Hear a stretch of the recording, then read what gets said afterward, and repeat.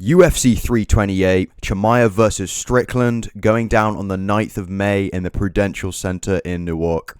I'm going to be doing just the main card for this one, so let's jump into it. First fight on the card, Jeremy Stephens versus King Green. I'm going to go with King Green by a round 2 TKO. Jeremy Stephens has not won a fight in over 8 years. He's not on a 7-fight losing streak, technically, because one of them is a no contest, but his last 7 fights are all... 6 of them are losses, and one of them is a no contest, and it was with Yair Rodriguez, who... where is it? I'm blind. There it is. He went to decision with him on the second one, which is kind of surprising, but I wouldn't have fancied him to beat him considering the other fighters that he's losing to. Yair's pretty good. These fighters are both fairly old. King Green's actually slightly older. He's 39, and Stephens, I believe, is 38. But he certainly seems to have fallen off a lot more than King Green has. I'm fighting not to call him Bobby, but, you know, it's his name. His name's Bobby. It's not King Green. I believe King Green is on a little two fight win streak. Yeah. The people that Bobby's losing to, these are like, these two, right, are like, top 10 fighters. Rufy, I think, will get into the top 10 if he's not there already. Where's he ranked at the moment? Oh, he is exactly 10. And obviously Paddy Pimblett's been there for a little while now. So there's no shame in these losses this late in his career. I think he's probably still, top 20 in the world. And he just got a finish over Zell Huber, who's a young, hungry contender who's tall for the division. So beating him on the feet is impressive. Whereas Jeremy Stephens, that's a colossal fall off. I think Jeremy Stephens peaked at a higher level than Bobby Green, but the plummet is appalling. He's also a former featherweight, not that big for a lightweight. I assume he can't make the weight cut now because he's pushing 40. I think he's just going to get knocked out. Bobby's not quite as elusive, and I panic even more watching him fight with his hands down now than I did a few years ago, because, it's entertaining, and I kind of like Bobby. That's just how he fights, though. It's never going to change. But I think he'll be all right. I think he's gonna finish Jeremy Stephens. I can't see such an appalling loss streak and think he's gonna fight a lightweight who's still beating people, still beating young people. Bobby slowed down a little bit, but I don't watch him and think oh my goodness, this guy has to retire now. He's okay. He's a little bit chinny, but fall off. I can't bet against King Green in this one. Next fight on the card, Sean Brady versus Joaquin Buckley. I'm going to go with Sean Brady by a decision. Joaquin Buckley was kind of mid until 2023, and then he moved down to welterweight and locked in. He's not that tall for a welterweight, but he's beefy. I think he's about 5'9", a bit of a unit. He's got a lot of power for that division. Again, because he was previously used to fighting against middleweights. He was on a 6-fight win streak until he fought Usman. And Usman was, I want to say, taking him down at will, but I was surprised how easy it was for Usman to take him down, because Usman's a good wrestler, but he's not a Khamzat Chimaev. He's not an Islam Makhachev. I thought Buckley, with his youthful advantage, I thought he was going to defend takedowns a little bit better than he did. If he does get taken down, Sean Brady is a very, very dangerous grappler. Very, very dangerous. Speaking of a common opponent, or kind of linking opponents, Leon Edwards in his last fight, his most recent fight with Usman, which was a long time ago, because Usman's activity levels dropped a lot after he had that third fight with Leon. He was defending a lot of those takedowns from Usman. Leon was. Brady took him down, and Brady finished him. And even when Bilal Muhammad fought Leon Edwards, he couldn't really hurt him that much on the ground. And obviously, he's more of a, I wouldn't say a chain wrestler, but he's an aggressive wrestler who's always moving forward and throwing oppressive boxing shots so he can shoot a takedown. He's very, very aggressive, very active. Whereas Brady is more of a on the ground grappler, a submission artist. He's a very, very high level jiu-jitsu guy. I'd say he's the second best in the division after Islam Makhachev, like purely on the ground, not takedowns. If he can take Buckley down, he could be dangerous, but I think Buckley's build will keep him alive, and it's only a 3-rounder, so I think he'll just about be able to survive. But I think this will be a kind of like Jack Della Maddalena versus Islam Makhachev kind of fight where, well, I don't want to say he's going to lie on him because I think Brady progresses positions quite a lot, but Buckley's going to be very oppressed on the ground. And obviously it's because of the amount of rounds, if he doesn't get moving quickly, he definitely can't win by decision. I suspect that because of his last fight, Brady's probably going to be cautious and quite defensive on the feet, which I think will be good because Morales and Buckley are both very high power, muscular fighters in their division. So I think he's kind of prepped for that sort of thing for this fight. I could see Buckley maybe getting a late finish. I'm not counting him out, but Brady's losses are against very high caliber guys. One of them's a champ. I know people slander Bilal Muhammad a lot, but he is a good fighter. And the other one is to a young, hungry contender who's massive for the division and is now 19-0, I think. I think he's 19-0. Yeah, I mean, with 14 wins by knockout, 10 first-round finishes, this guy's a weapon. So, again, Buckley has been doing a lot better, and he's definitely found his home in the welterweight division. But I'm gonna go with the logical pick on this one, and I'm gonna go with Sean Brady. Now onto a heavyweight bout: Waldo Cortes Acosta versus Alexander Volkov. I'm gonna go with Volkov by a 29-28 decision. But before I give any details about why I think that, I just want to give Waldo Cortes Acosta his flowers. I just want to read this out to you guys about his activity level.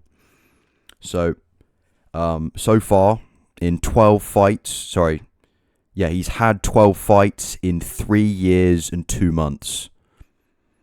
So he's averaging 4 fights a year. And last year, from March 15th to November 22nd, he had 5 fights. So that's a period of 8 months and 7 days. He had 5 fights. Very impressive. So, little round of applause for Waldo Cortes Acosta, especially in the heavyweight division, which is very boring. Okay, now on to my prediction. Yeah, so I've got Volkov winning this one. Waldo's been making good progress through the heavyweight division.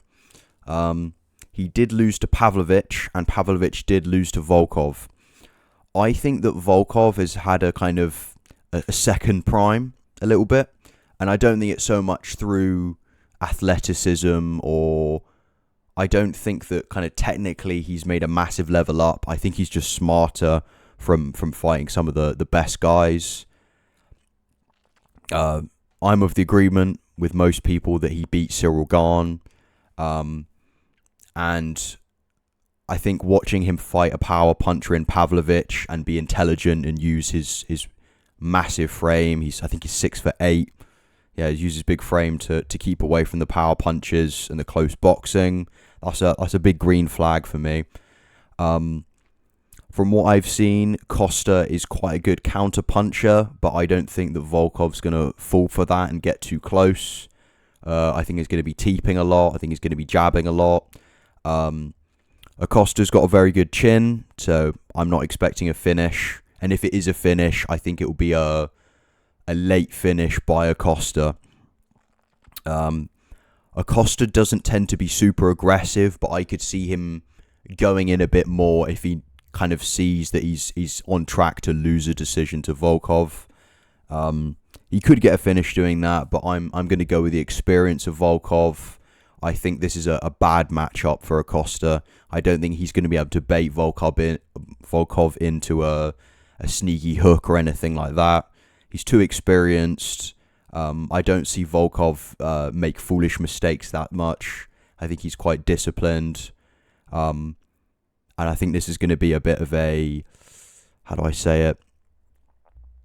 I don't want to call Volkov a gatekeeper, but I think Waldo Cortes Acosta is about to find about where he sits in the division.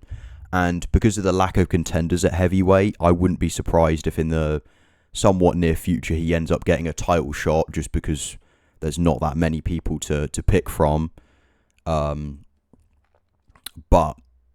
right now, I think Volkov's going to beat him. And hopefully Volkov can get a title shot after the winner of Cyril Gane and Alex Pereira, because, we all felt like he got robbed against Cyril Gane. The co-main event of this is Joshua Van versus Taira. I already did a prediction for this in the last video because it was scheduled to be on that card. So if you want to go back and watch that, you can. If you can't be bothered to look, I'll just give a brief summary.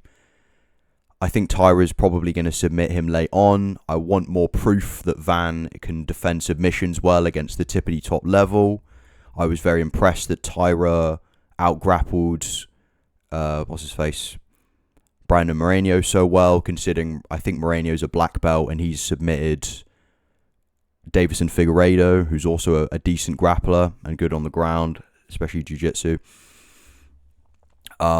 Van's a good boxer, but he's not like a lethal, high-power boxer. He's not like a Manel Cap. So I think Taira's specialist area is more significant in this fight than Van's specialist area of boxing.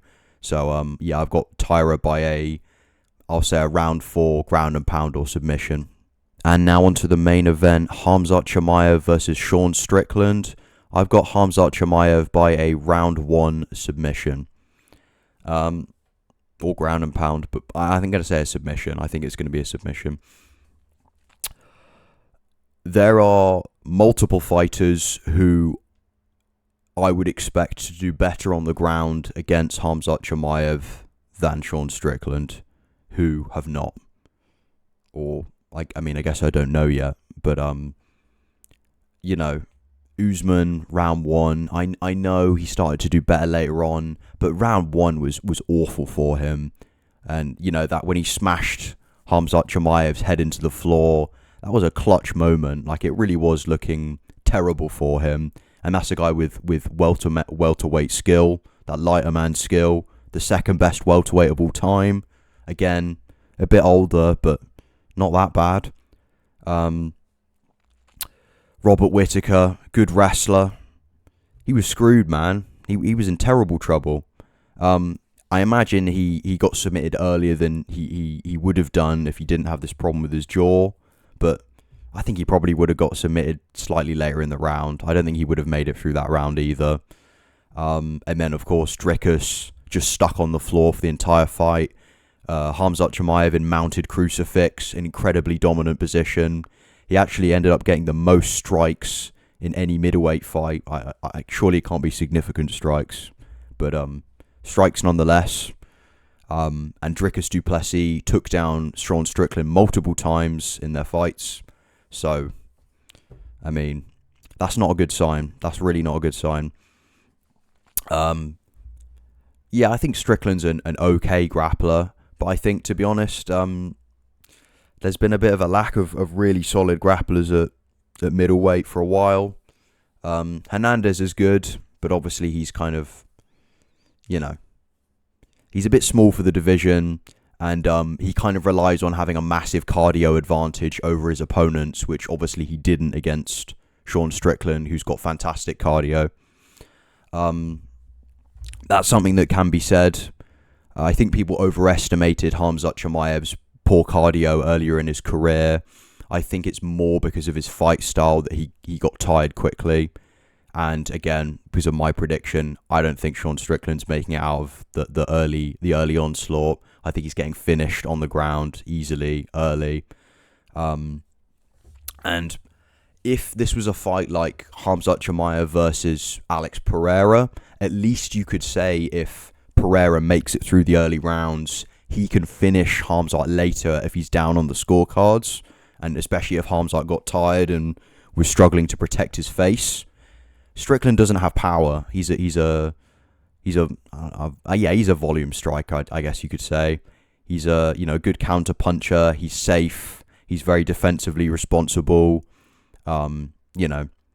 He's smart. He's a smart striker, but only striking really. I wouldn't say his overall fight IQ is super top level, and I don't think that's going to be enough to make a difference.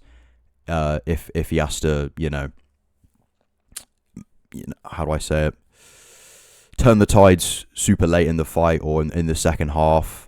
And the thing is, even if Khamzat doesn't get a finish, it's still possible that he, dominates the first 2 rounds, and then let's say he loses 3, he might just get another takedown in 4 and hold him down for a bit and win a round based on control. Like, he doesn't have to get a finish. He could get a decision win. And I was actually quite surprised in the Dricus du Plessis fight, because I thought either Dricus will, I guess he could finish him standing up, or Khamzat will get tired and then Dricus could beat him later. But it wasn't like that. He I don't know. I never thought I'd see Khamzat win a decision in a 5-rounder, to be honest. I thought either he dominates them on the ground early and finishes them, or he can't hold them down long enough and then he starts to get beaten up. But seeing him hold someone down for that long and have that many dominant positions over 25 minutes it's pretty scary. And Dricus, I think, is a better grappler than Strickland. I think he's physically stronger. He's bigger. I think slightly taller. I don't know. I don't see how Strickland can win this. The only way is if Khamzat does really have of appalling cardio.